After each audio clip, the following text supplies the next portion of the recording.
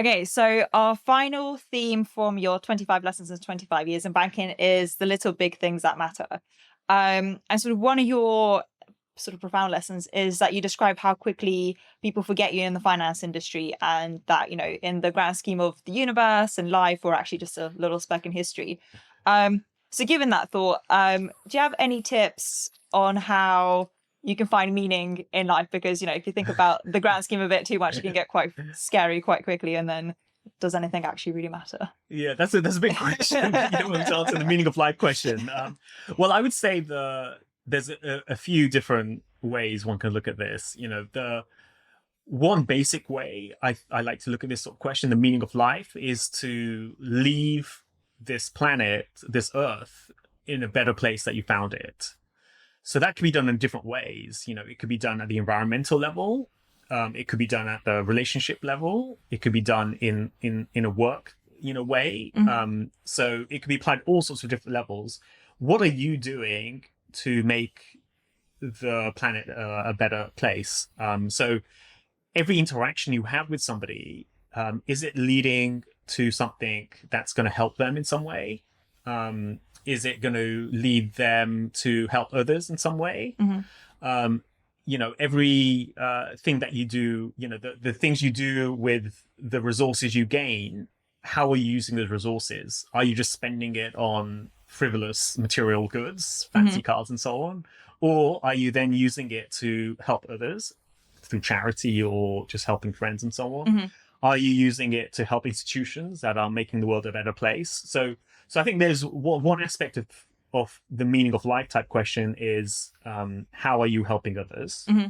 Then the other part of the meaning of life question, I think, is that how are you living your life in a way where you're starting to understand who you are as a person?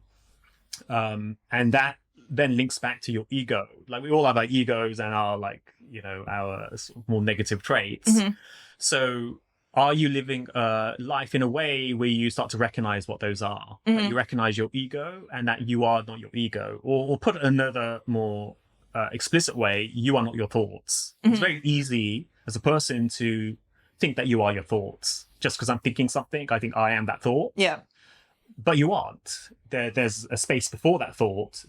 That's who you are in some way. That's the real self, so to speak. And so to some extent, life is a journey to go almost return back to this state of being a blank, where you build up this personality. In my case, I've got this construct of me as Bilal that I've built up over my career and my life. But the real meaning of life is to get to the point where I realize, hang on, I'm not this construct of Bilal. Yeah. I'm something else that's more part of something more universal. That's part of the universe and so on. And so there's this journey of starting from nothing, becoming something, and then becoming nothing again. And so the purpose of life is that. And once you're on that journey, what will start to happen is that you'll start to behave and do things that will be very helpful to other people as well, because you're no longer thinking about yourself all the time and doing things that will somehow benefit you. Powerful. One lesson that kind of really made me giggle is, you should take public transport to stay humble. So let's test that for you. And we'll look at sort of the London tube map, and you're going to have to tell me, if I name the tube line, what colour the tube line is. Yeah. So starting with the circle line, what colour is that? Circle line is yellow. I think that's right. Yeah. Queen Elizabeth. That's kind of a purpley colour. Yeah, that's definitely correct. Yeah. Bakerloo? Is brown. Oh, it's got 100% right. Okay, DLR.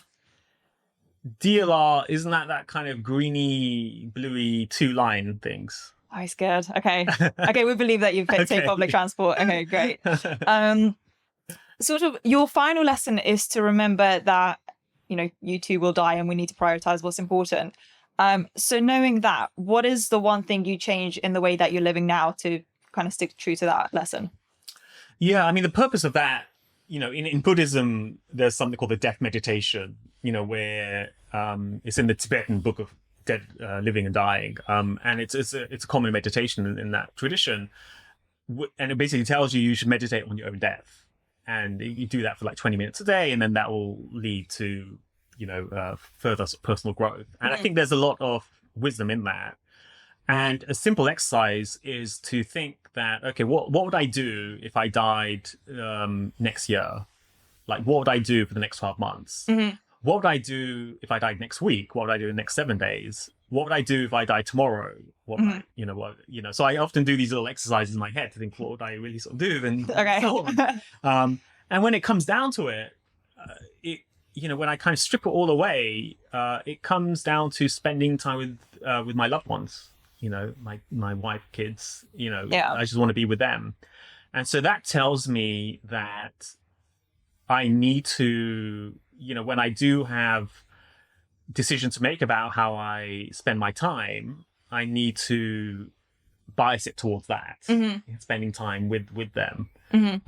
So that's what I'll do. It's funny. Years and years ago, I read this book. I don't remember I think it's Chasing Daylight or something like that, where the former head of KPMG Europe, he had cancer. And he had like 6 months to live or something. So then he decided, okay, what am I going to do? And he sort of worked out, okay, he wants to meet all his like social world. He wants to try and meet them all. So he had these sort of circles, outer circle of people. And what he realized within a week, he didn't care about most of his social world. It was just his very small nuclear family that he really cared about. And I think there's a lot of truth in that. That's really interesting, isn't it? Because you'd think, like, say you give yourself like 6 months as the bucket list, and I want to skydive and visit this country and visit this country. But fundamentally, when it comes down to it, it's just kind of spending time with people that you love. So Yeah. Interesting. And then sort of, I guess, one last one is if you left markets today, which you're hopefully not going to do, what would you want your legacy to be? Well, I mean, there's two things I'd say. One would be my legacy, I would hope, would be one where other people would feel as though I've helped their lives improve in some way. I've touched their lives in a positive way in some way. That's one legacy I'd like to leave.